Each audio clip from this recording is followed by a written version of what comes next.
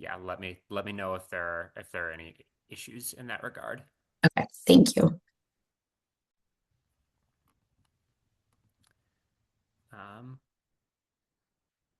okay. So to start things off, I guess with what is the Tidyverse in general. So Tidyverse is a collection. Really, it's not one package on its own. It's a collection of various R packages um, that are designed and maintained for use for data science. Um, in terms of, I mean, there's really so many different things you can do with this across so many different types of data, and really taken as a collective, it can become a very very powerful tool.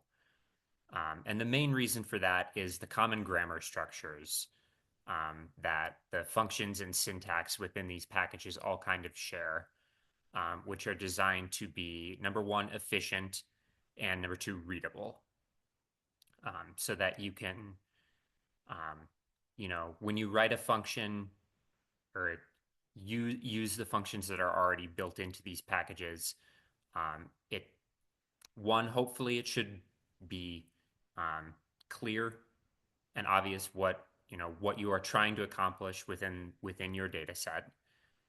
Um, and it is also easy to kind of link various functions together, and create, a workflow that kind of progresses where you can easily see this is step A, this is step B, etc. within the same, really within one workflow, one data set, but where you can easily progress from one step to the next and understand what is going on each step of the way. So the common kind of grammar and structures that are built into all of these packages are really designed to help with that, and I think make them um, a lot easier to interpret, especially if you're looking at unfamiliar code. So there are a number of different packages that are um, built kind of separately, but are all now housed together under the umbrella of the Tidyverse. The main one that we will be spending most of our time on today is dplyr, which is really built for data manipulation, choosing the specific aspects of your data that you want to work with, whether that's selecting certain variables, filtering out records based on, whatever criteria you can come up with, um, merging different data sets, all sorts of things like that. ggplot is the main package that is used for data visualization. That's also one that I've found to be extremely helpful.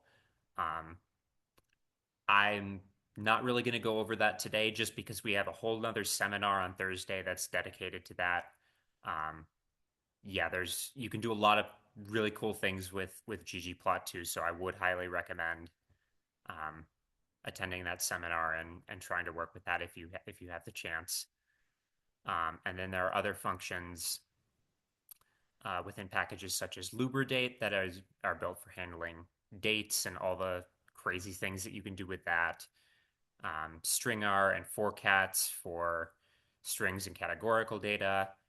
There are some other um, table packages within there. I don't remember all of them off the top of my head, but there are a lot of helpful packages within the Tidyverse umbrella, and we'll be mostly working with dplyr today.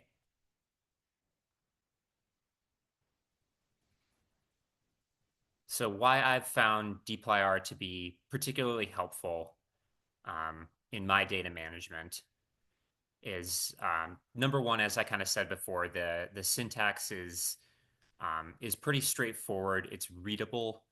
Um, it's easy or easier compared to a lot of what you would do in base R, at least, um, to kind of take over even unfamiliar code, and really get a solid understanding of what you're doing with your data set. Um, but the really powerful aspect is the vectorized operations, where if you have generally you'll have one large data set, um, where we're working under these assumptions that I mentioned in the next bullet point, that where one row is one observation and one column is one variable, where you can do operations where if I want to, just something simple, add together variable A and variable B, I can easily do that with, I can use a mutate statement within dplyr, and I can add those row wise for every single observation that is structured within that data set with one command line. And there are other ways to do that, but dplyr makes it, the most straightforward, the most efficient, where you can easily do that with just one line of code and not really have to worry about it, not have to go back in and double check individual observations to make sure they're adding row wise versus column wise and all sorts of stuff like that. Um, Another thing that I've found very helpful is the pipes that can be used to link functions. I guess technically the pipe is a function in and of itself. Um, but if you look at this example I have here, basically x piped into f of y is equivalent to f of x and y. So usually the scenario that you'll run into here will be x will be your data frame or other data object, and you can pipe it in to any function with parameter y. Um, and that makes it um, easier. One, if you want to, apply this function to multiple data sets under the same parameter y or something along those lines. But more commonly, this allows you to actually link and use multiple functions going left to right, within one line of code on the same data set. And we'll get into some examples of that later. Um, and then another pro is, you know, the when you start integrating this with other tidyverse packages like ggplot2, like lubridate, etc. Um, you can use the functions and the pipes with those packages as well. And basically, it can become easier to integrate various parts of your analysis where you don't have to worry about doing something, um, in a totally separate style of syntax for your data management versus your analysis versus displaying your results.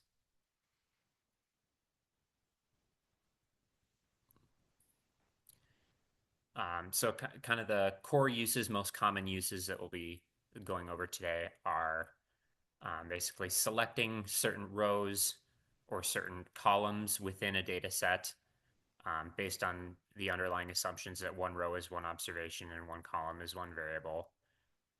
Creating new variables based on existing ones or not. They don't I mean, you can easily create a new variable that is a dummy variable or based on whatever you want, really.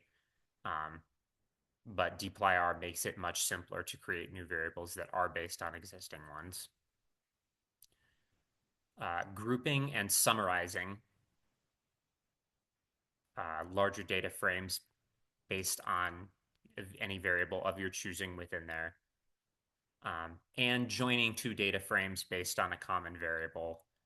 This is something that we see all the time in research, usually linking on, just an arbitrary patient ID variable or something along those lines, where you'll have, say you'll have data from encounters and data about patients' medications, um, and you want to be able to link those based on a common variable within those two tables. That's something that's very, very important to be able to do, especially when you have two tables that um, are not necessarily at the same level of granularity.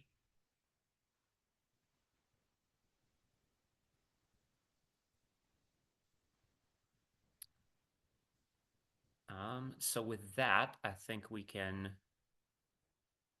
look at, um, I will pull up the example code if we have any questions to start. Happy to answer those as well.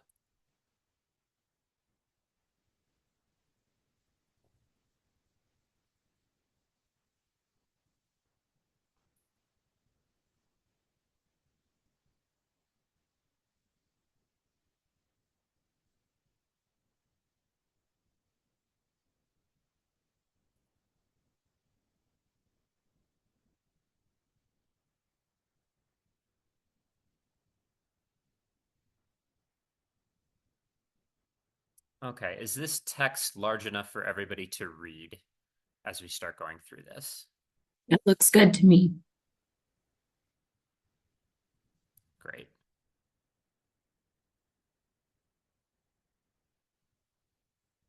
Okay, so in this case, I am running just kind of a base R script here, but I will also go um, kind of over some of the um, tools that exist within RStudio that I think can be helpful in kind of working with these functions.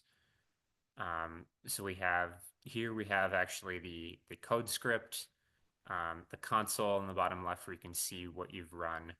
Um, and then here on the right side, we'll kind of um, go through the basically this environment, which allows you to um, view data sets or a sample of your data set, and you can see what you all have saved within your local R environment. Um, and then also on the bottom right here, um, you can track a couple of different things. But this help tab, I find um, very helpful when I do run into trouble. If there is R documentation for a specific package or a specific function that you want to know about, you can search it within this search bar um, and basically view whatever documentation is online for your R package or function of interest. So for Tidyverse packages in particular are generally very well documented. So if you have um, specific function that you're running into trouble with, this would be a good place to start in trying to troubleshoot. And then I guess this packages tab here can also be helpful. These will show you, um, mine is still loading here. This will show you the packages that you have installed into your R environment and which of those um, have already been activated. So this command here, install packages tidyverse, um, is what you'll want to run if you have not yet installed any of these packages. And then this command you should only have to run once unless you are updating to a newer version of the package. But then each time you run an R script, in order to actually load the packages, you'll want to run this statement, library tidyverse. Um, and so any package that has been installed will show up in this list of packages here. And then anything where you've loaded the library, these will turn into check marks so that you can see which libraries you have loaded and which ones you have not. So I've run this library tidyverse. Um, you could run this statement as well if you want to just load dplyr. Actually, running the first statement will also load dplyr because dplyr is within the tidyverse. But if you want to load that separately, you could certainly do that.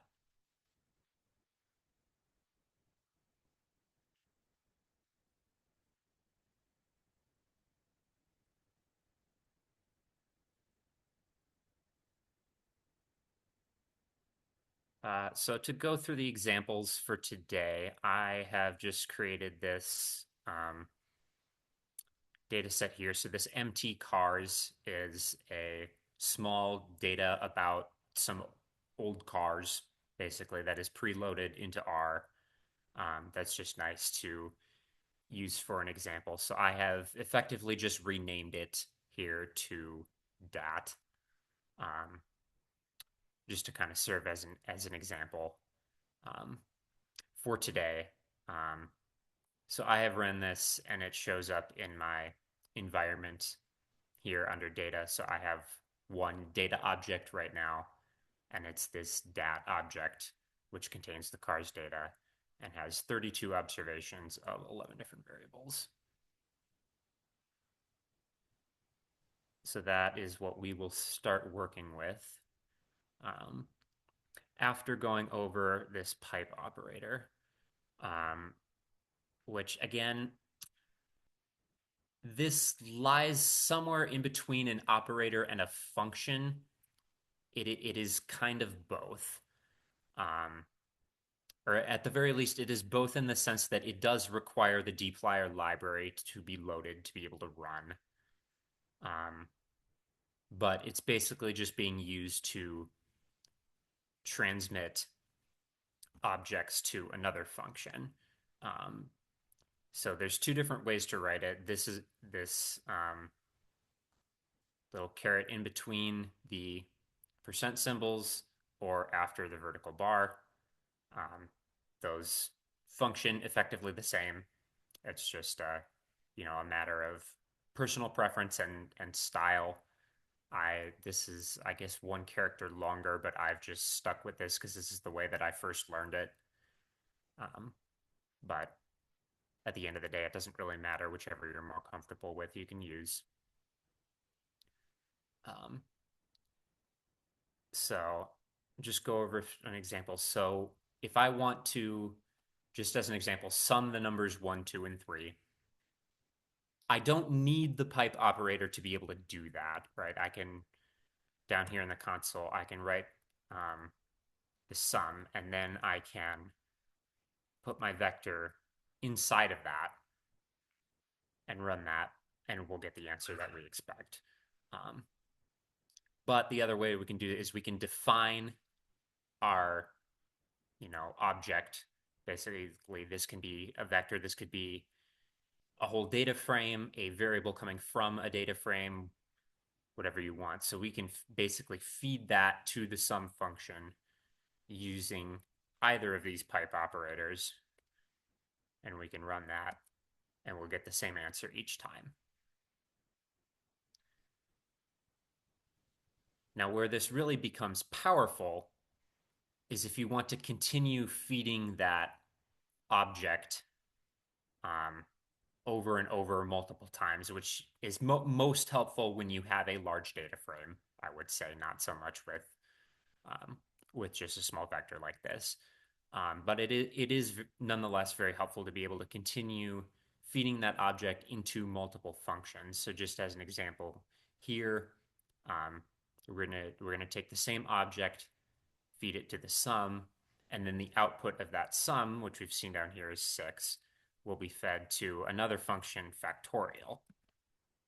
So we can run that and see, well, we already know the sum is 6. And then so we feed not the vector, but that sum of 6 to the factorial function. And we can say, okay, now the factorial of 6 is 720.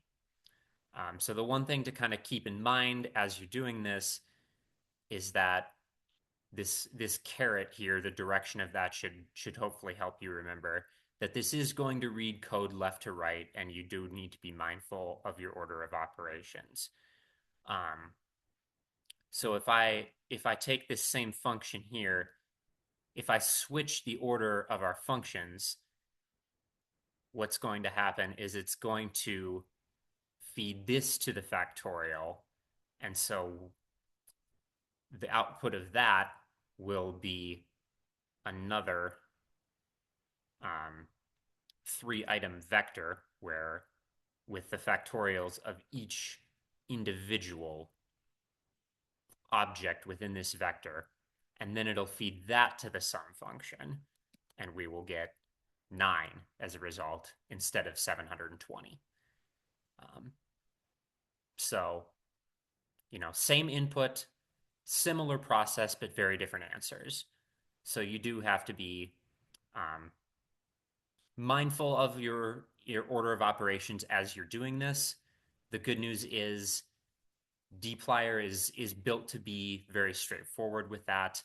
Um, you can just type out your thought process of the functions that you want to apply going left to right, and they will be read in left to right. Um,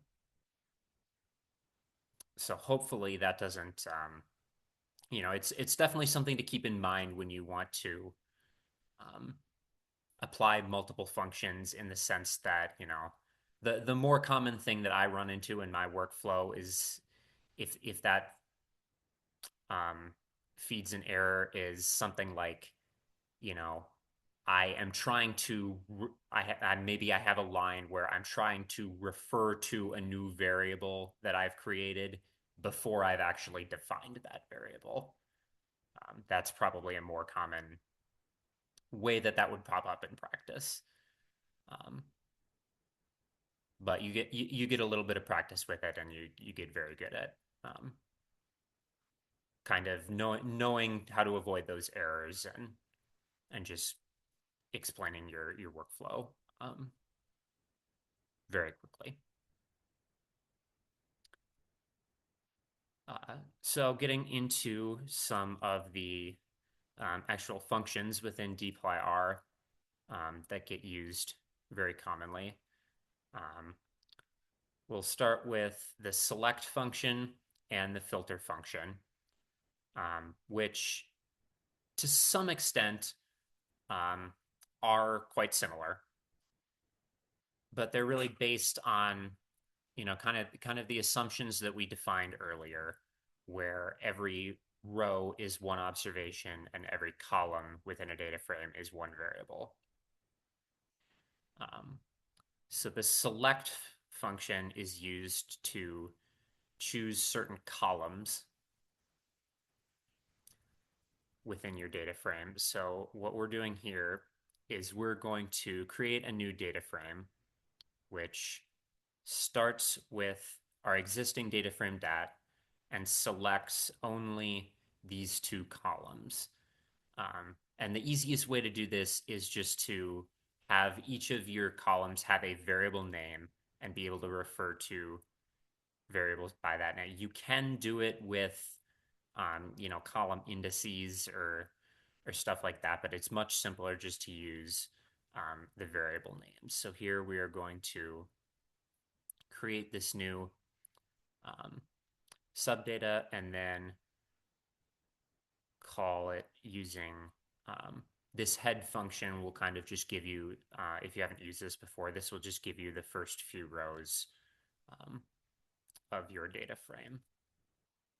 So we're going to run this and we see that now we just have two columns. If we look over here, we see we still have 32 observations. Um, so we're not limiting the observations, but we just have only these two variables, MPG and cylinders.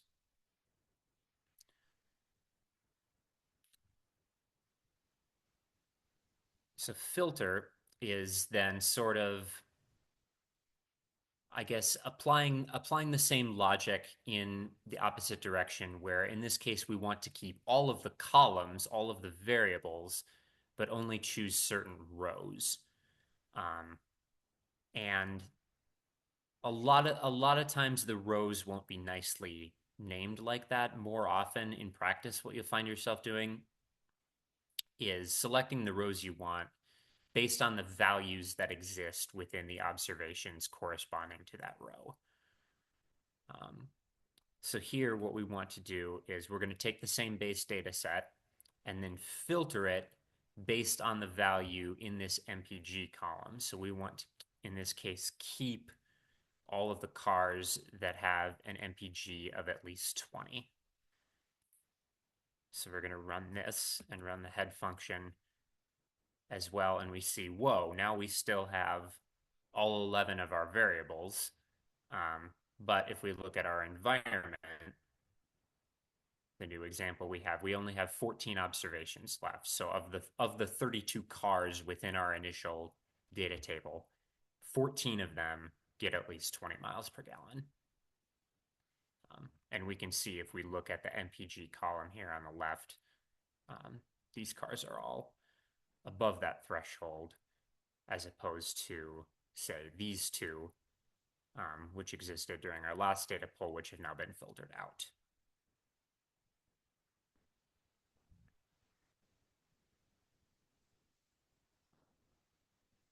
And then another thing that we can do is if you don't want to filter out, you can basically just sort on a certain variable using the arrange function. So here we have another example of basically sorting based on the number of cylinders.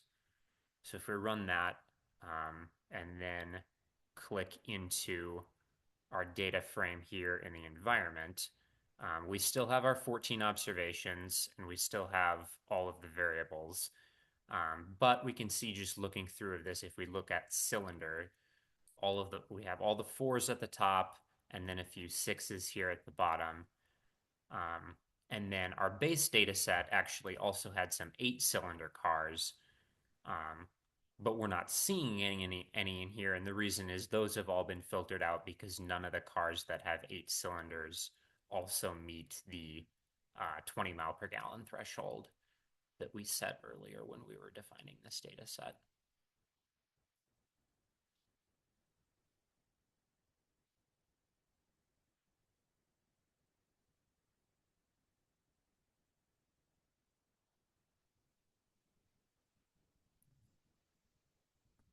So as you're wanting to kind of create your own outcomes, um, when you're in the process of doing a statistical analysis, um, probably the most helpful function, in my opinion, is this mutate function, which allows you to create a new variable based on a function of existing variables or really whatever you want. So in this case, we're going to start just as an example using this dummy variable. So we're going to feed this our base data set to this mutate statement. And we're creating a new variable here. It's is car equals 1, just as an example. Out of our data set, everything in our data set is a car. So if we're asking, is that a car? Yes, it is. And so we don't have to, in this case, base this on any of the previously defined variables there. We can just say for every observation that we have already in our data set, we want this variable to be 1. So if we run this, our base data set has 32 observations of 11 variables. Now we have 32 observations of 12 variables. So if we open this up, it's the exact same as the base, except we have this extra column is car, which is 1. Throughout, all of the observations are 1 in that column. So in this case, maybe that's not particularly helpful, but there are times where dummy variables are nice to have, and this is just an example of, your mutate statement as you're defining a new variable. It can be very, very complicated if you want it to be. It can also be very, very simple. More commonly, though, what you'll do is define a new variable based on some sort of function of an existing variable. So you can do that arithmetically, where we can run this and say MPG per cylinder. We can take the number, MPG is numeric. We have that. Number of cylinders, that's also numeric, and we have that. So we can just divide the two and create a new variable there. So now we have our variable has gone up again from 12 to 13. An if-else statement, that's, again, this is probably the one that I use most commonly when I'm defining new variables. So the example we have here is if we want to say, is it a 6-cylinder car? So we want to do basically we have this if else statement here, which takes basically three parameters. So first is the statement that we want to evaluate whether or not it's true. So in this case, we want to take C basically is the number of cylinders, which is already within this cyl variable, is that equal to 6? So that's the statement that we want to evaluate. If this statement is true, then we want to output 1. If this statement is false, we want to output 0. And you can make your conditional outputs. They don't have to be 1 and 0. They could be 1 and 0 or true false or whatever. But you could also have um, you can set it up to be strings. The other thing that you can set it up is if it's a variable that already exists. I'm gonna run this once, um, and then I could also say, instead of 0, I want to say if it's true, make it 1. If it's false, I can put in another variable like this, and where sometimes you'll be wanting to say if it's true, change it. If it's false, keep it the same. Basically, is what was so in this case. Um, not all of the observations will be changed if we run it like this. Um, so this is very helpful, especially if you are um, because it may be helpful at times to overwrite existing variables um, that you have in your data set. Now you want to be careful with that in case you need to refer to them later, um, but that is something that you can do, um, and you can use existing variable names in your if else statement to help do that. You really have a lot of flexibility as to what you can put. Your if else statement can have another if else statement within it if you want to define what this parameter will be. Um, yeah, you really have a lot of flexibility with that. Um, and then you can also kind of do this as a case when statement if you have multiple if else type conditions that you want to be able to evaluate um, with a single statement. So this will similar to this 6 cylinder, we can define our new variable um, cylinder category, and we'll say that is equal to the output of this case when statement, where if it's 4, it'll be this. Um, if it's 6, it'll be this. Um, and then true here is basically a basket to capture all of the remaining observations that have not yet fit into any of these categories that you've previously defined.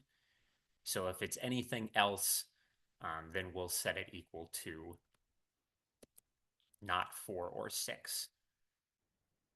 So if we look at the data now, we'll see here these first couple records are 1 for is it 6 cylinder, and so the category is 6 cylinder. Um, and then we have this one that's not a 6 cylinder, but it's a 4 cylinder, and this one is something different.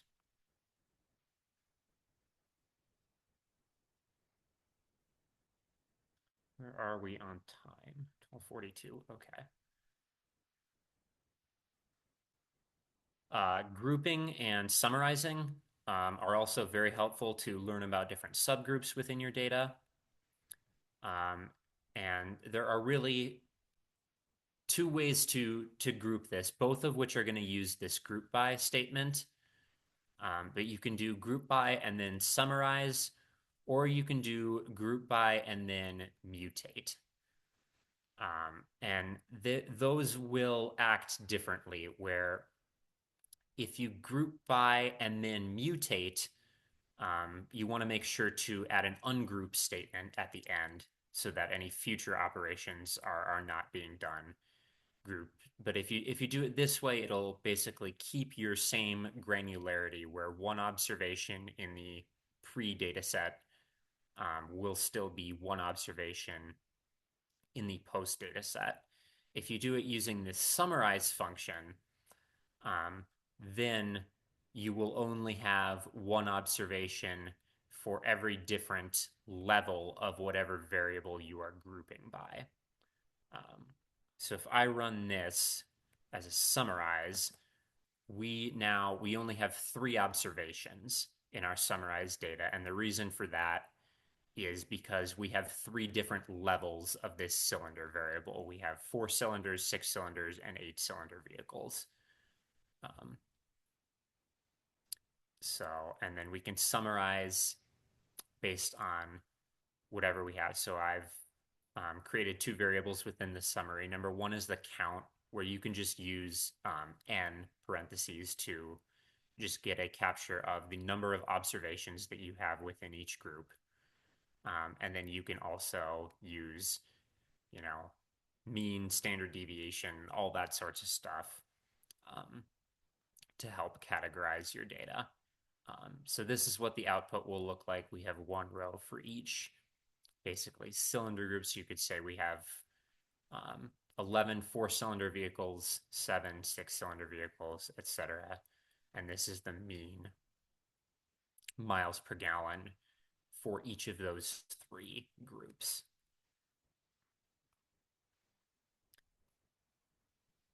On the flip side, if we run it with the mutate statement instead of the summarize statement and ungroup, we're not dropping anything here. We now still have 32 observations within this group data. Um, but what we have added this, the new variable that we have created is a summarized variable. We have now added this mean MPG based on cylinder.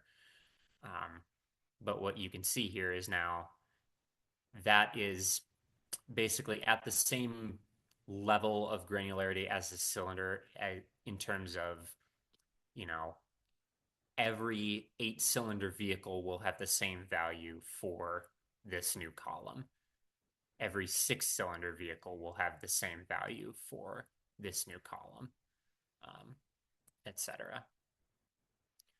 Um, so basically, you just have a decision to make um, as to what subgroups you are interested in, and basically, do you want to keep your data set at the same granularity um, to be able to refer to those other variables within that table later?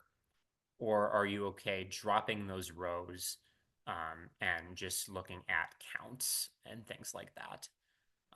So those will both be helpful in different scenarios.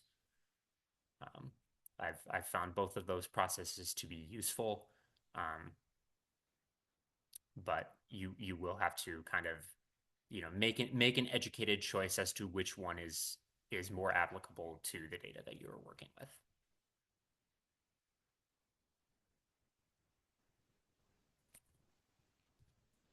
Um, and then joining different data frames. So there are actually a few different types of joins that you can go over. The one that I most commonly used is the left join. So this will merge two different data frames based on whatever variable that you choose.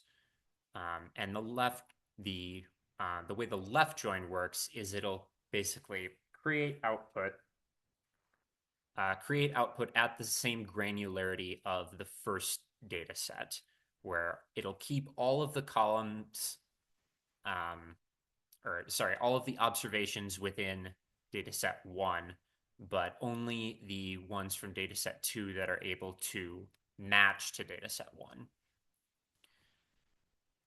So this is just as an example, I've created this very simple data frame that translates numerics for the cylinders to words for the cylinders. So we have this extra row for, in case there's a 200 cylinder car out there somewhere. There's not in our data set. Um, but this can account for that in case there is, but because our base data set does not have one, um, we're not going to see this show up in our joined data after we joined. So what I'm doing here is creating a new join data frame by taking our original data, left joining to this new data set words, and then you have to define um, which variable you want to use to join on. Um, which there is a way to do it if the variable name is different across both data sets, but it's a lot simpler if you use the same variable name across data sets. Um, and then I'm actually going to um, feed the output from that again into a select statement to just look at these couple of variables that we care about.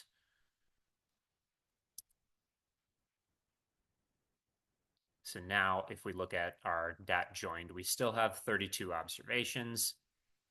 We have the columns that we selected, cylinder and cylinder word, and you can see that there is kind of a one-to-one match here, and also that all of, there was no match for 200, so we don't have any words for 200 in our output data set.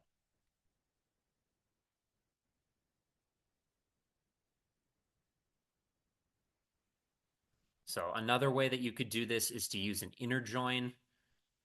That's also somewhat common. That would be used if you want to keep only the records that match from both data sets, where, like in this case, theoretically, let's say we had a two-cylinder um, car within our first data set, within our car data DAT. If we had a record like that and then ran this same left join statement, um, there would be no matching word. So the word column would be missing for that observation, but that observation would still be present in our output data. Um, if you wanted that to not be the case, you could run an inner join where it'll only keep things that match the IDs from both input data sets. Um, Now, the way our input data set is structured, in this case, that would actually give us the exact same result. Um, but you have to know your data, because that's not always going to be the case. There are times where left join, right join, inner join. There are cases where they will all produce the same result. There are cases where they will give you wildly different results. Um, so that's just um, another instance where it is helpful to really have a good understanding of your data before trying to apply these functions.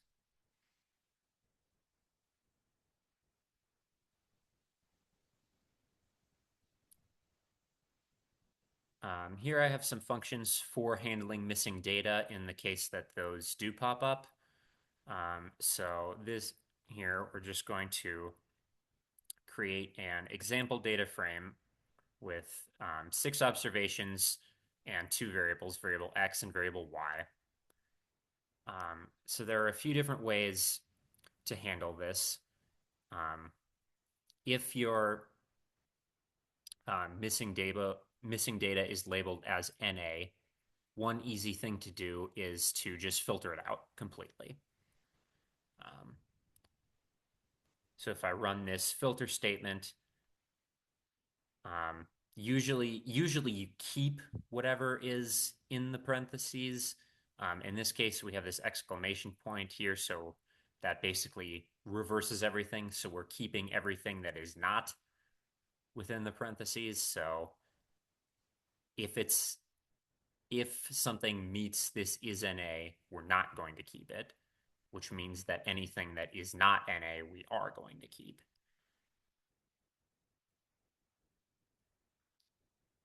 So we can run this. You see now we only have 4 observations. We still have NAs in the Y column, but that's because we're only filtering on column X here.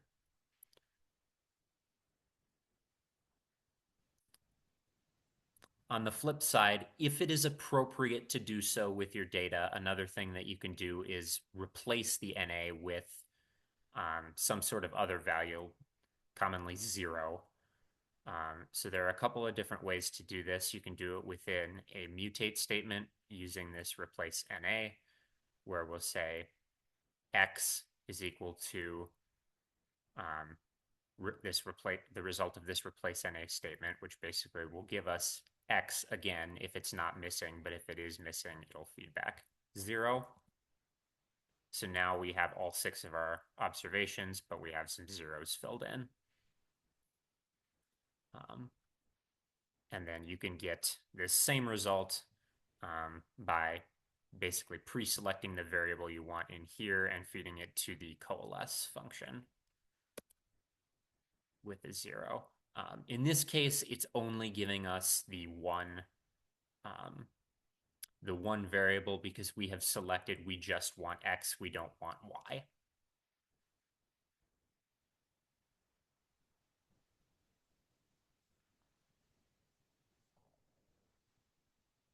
Um, count is a very quick way to produce a table of counts for anything that you have that can be treated as categorical, basically. So that like this cylinder variable, we've done math with it up above, right, to calculate the MPG per cylinder. So you can treat it as a numeric variable, but you can also treat it as a categorical variable as you feed it to this count function, and it'll tell you how many of your observations fit into each of these categories.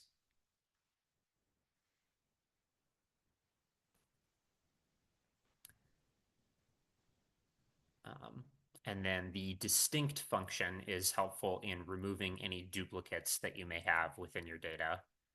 Um, where if you don't give this function any additional input beyond just your data set, what it will do is remove only duplicate cases where every variable matches across an entire observation. So if I run this initially, we get our dat distinct. Well, it's still right now it's still 32 observations because we don't have any rows that are a perfect match across all 11 variables. Um, but if we want to apply it to just one variable, then we can specify that variable here, say cylinder. Um, and then this keep all statement is just to make sure that the output keeps all of the variables that were previously in the table and not just the one that you are um, removing your duplicates based of. Um, so we can run this, and now we only have 3 observations because there are only 3 levels of cylinder. Um, Now, you do want to be careful with how you're using this because if those, you know, we have a number of different, for example, 4-cylinder cars that are different observations. Those are now all showing up as matches versus when you run this distinct statement based on cylinder. Um, but it's only going to keep one. And how does it choose which of the 4-cylinder ones to keep as that one record? Well, we can see here it kept the Datsun 710 and got rid of all of the other 4-cylinder cars in here. Well, that kind of just happens randomly. Um, there's not a great way to um, control that. So because that is the case, you do have to be careful with how you use this. Um, Most commonly, um, the situation where I would run into this is say I'm working with EHR data where we have, a bunch of patients and a bunch of visits that they had within the system where we have data at the visit level and a patient can have multiple visits, um, but we want our data to be at the patient level. Now, we could use this to get one row per patient, um, but that would give us one random row per patient. And so a more effective way to do this would probably be to use the other functions that we've discussed here. And what I would probably do is group by the patient identifier, and then filter out based on a date. Um, so we could say, okay, let's keep only the first visit for each of these patients, or something along those lines, which would probably be more useful in that context as opposed to just keeping one random visit per patient, depending on what you want to accomplish with your analysis.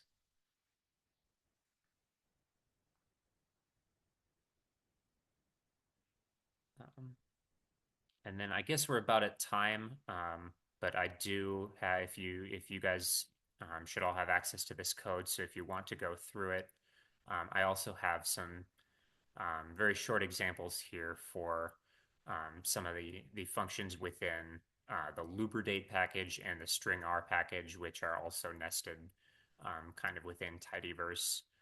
Um, and these are basically some of the most common functions that you would use um, within these packages as you're working in kind of a data management framework.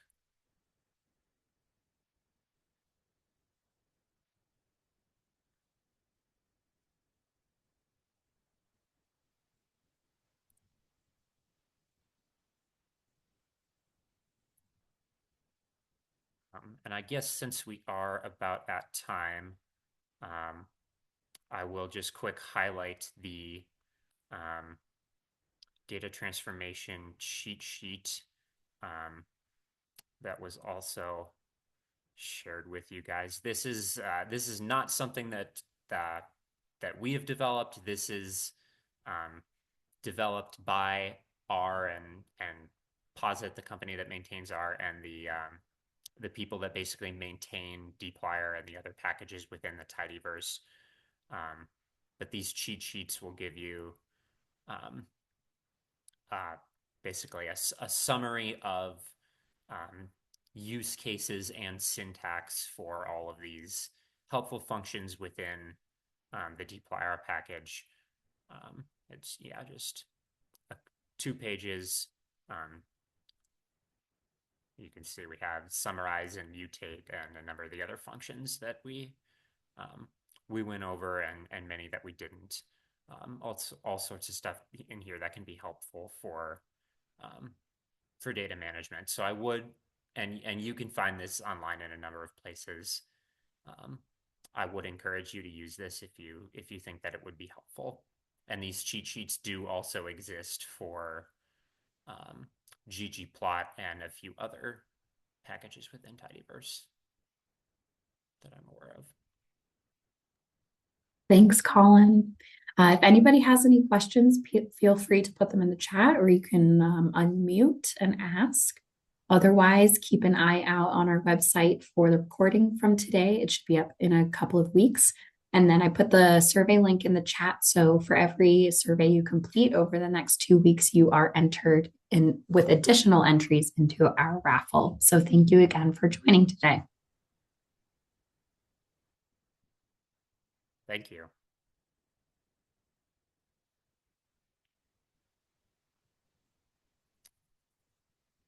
I will put the link to the ggplot cheat sheet in the chat as well Thanks. because I do have that bookmarked somewhere.